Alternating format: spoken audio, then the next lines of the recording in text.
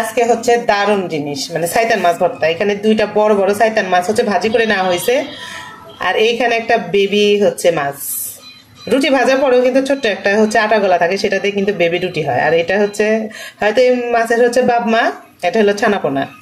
কাঁচা পেঁয়াজ দিয়ে ভর্তা করলে খুব মজা লাগে। এইখানে হচ্ছে কাঁচা পেঁয়াজ না রসুন ভাজি আর হচ্ছে কাঁচামরিচ, আর এখানে হচ্ছে কিছু পেঁয়াজ ভেজে রাখা হয়েছে।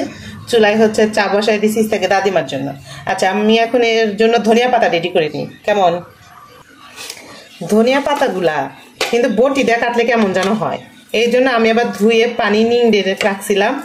এখন হচ্ছে কেচি দিয়ে কাটবো। কেচি দিয়ে কাটলে হয় কি বেশ সুন্দর কুচি কুচি হয়, আর বটি দিয়ে কাটতে আমার ভালো লাগে না, সময় লাগে। ধনিয়া পাতাগুলো কিন্তু ভীষণ ফ্রেশ। দেখলাম যে দোকানদার খুব সুন্দর ফ্রেশ ধনিয়া পাতা বিক্রি করতেছে, দাম দর করে কিনছি। আমি আবার দাম দর করে কিনতে খুব পছন্দ করি। বললো 4 মুঠি হচ্ছে 1 কেজি। তো এত নিয়ে কি করবো, ধনিয়া পাতা যেহেতু বাড়ির উপরে আসে, আর বেশি কিনলে দেখা যায় যে জিনিসটা নষ্ট হয়ে যায়। ডিপ ফ্রিজে স্টক করা আছে, কিন্তু ওইগুলা দিয়ে কিন্তু এই যে একদম সরাসরি ভর্তা করে খাওয়া যায় না। যদি ছোট মাছ ভর্তা হয় তাহলে যে কড়াইয়ের মধ্যে দিয়ে ভেজে খাওয়া যায়, কিন্তু একদম মাছের সাথে মাখানোর সাথে আবার এই কাঁচা ধনিয়া পাতাটা ভালো লাগে না, খুব সেন্ট বের হয়েছে। তো একভাবে আবার বললো যে এই ধনিয়া পাতার মধ্যে বাতাস থাকা অবস্থায় ঘি দিয়ে যদি ফ্রিজে রাখেন তাহলে একদম পাতা ফ্রেশ থাকে।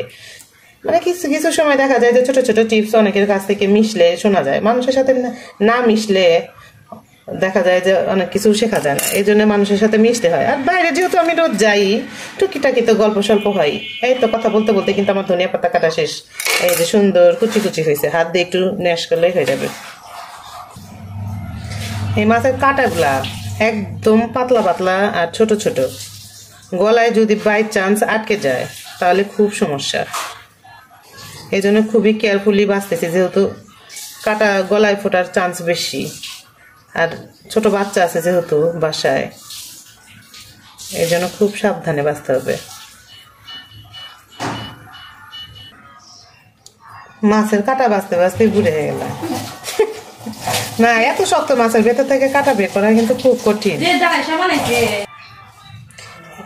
যথাসাধ্য চেষ্টা করছি, মাছ বাঁচতে বাঁচতে তো পুরো বুড়ি হয়ে গেছি।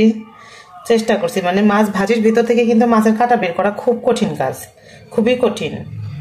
মানে যারা বাঁচে তারা বলতে পারবে যে আসলে কত কঠিন। তারপরও চেষ্টা করছি, এখন 2-1টা হয়তো থাকলে থাকতে পারে। মরিচ আর রসুনগুলা হচ্ছে ভালো করে ডলে নিই, একটু সুন্দর করে ডলে নিয়ে একদম, তারপরে ভর্তার সাথে মেশাবো। একটা একটা করে ডলবো আগে।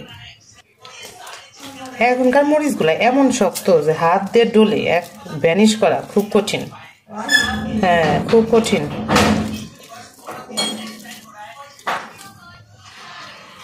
পেঁয়াজগুলা সুন্দর করে হাত দিয়ে ভেঙে নিই, নাহলে এই যে ছাড়া ছাড়া হবে না, আবার এই যে একটা একটা হবে না। এই জন্য হাত দিয়ে চটকায় সুন্দর করে ছাড়াই নিলে খেতেও ভালো লাগবে। খুব বেশি আবার চটকাইলে কেমন যেন হয়ে যাবে, এই জন্য খুব বেশি চটকাবো না, শুধু হচ্ছে পেঁয়াজের এই যে ছাড়াই নেবো কোষগুলা। এখন হচ্ছে এই ভর্তার সবচেয়ে ইন্টারেস্টিং জিনিস ধনিয়া পাতা। ধনিয়া পাতা ছাড়া কিন্তু এই ভর্তাটা একদম অসম্পূর্ণ। মানে যারা ধনিয়া পাতা প্রেমী, আমার ছেলে তো মাঝে মাঝে ধনিয়া পাতা খায়, মাঝে মাঝে বলে যে এগুলা কারা খায়। তবে আজকের ভর্তার সাথে কিন্তু ধনিয়া পাতা ছাড়া একদম অসম্পূর্ণ। সব কিছুতে মিক্সড করে নিই। এই যে ভাজা পেঁয়াজগুলা দিয়ে আলতো করে হচ্ছে মিক্সড করবো। এইরকম ভর্তার সাথে গরম গরম ঝরঝরে ভাত খুব মজা লাগে। আমি যখন বাড়িতে গেছিলাম তখন আম্মা হচ্ছে ইস্তেক বুড়া মুসুরি ডালে বড়া খেতে খুব পছন্দ করে। তো আমার ডাল ভিজাইছে, আমি আবার দেখলাম যে একটু দাঁড়ায় দাঁড়ায় বাটি, যেহেতু দাঁড়ায় দাঁড়ায় বাটা লাগে। আর আমার যেহেতু হচ্ছে ব্লেন্ডার আছে, আর শিলপাটায় কিন্তু ডাল বাটলে খুব মজা লাগে। তো ডালটা বাটছি, আর খাওয়া হয় নাই। মানে খাওয়া হয় নাই বলতে এটা সেটা খাওয়া হয়, আর এই দিক সেদিক, এই জন্য আর খাওয়া হয় নাই। তো আম্মা আবার ফোন করে বলতেছে যে তুই ডাল বেটে রেখে গেছিস, আর সেই ডাল বাটা দিয়ে আমি বড়া ভেজে খাইতে পারতেছি না। আমার আত্মার মধ্যে খারাপ লাগতেছে যে আমার মেয়ে ডাল বেটে রেখে গেছে, যে আর আমি সেই ডালটা দিয়ে কিভাবে বড়া খাই। কি যে এক অবস্থা, খুব মায়া না? আর মেয়েদের জন্য বোধহয় আরো বেশি মায়া, ছেলেদের জন্য মায়া, মেয়েদের জন্য মায়া, সন্তানের জন্যই মায়া। আচ্ছা, যার যার একটু খাওয়ার লোভ হচ্ছে তারা দ্রুত চলে আসো।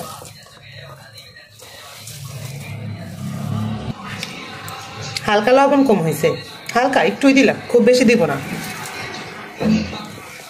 লবণ দিয়ে মিক্সড করে নিই সুন্দর করে। টানটানা, এই যে ভর্তা অলরেডি এখন ভর্তা করা শেষ। খুব কষ্ট হইলো মাছের কাঁটাগুলা বাছতে, এত শক্ত হয়েছিল। মাছ ভাজার পরে যে কাঁটাগুলা শক্ত হয়ে যায়, ওখান থেকে কাঁটা বাছতে খুব কষ্ট।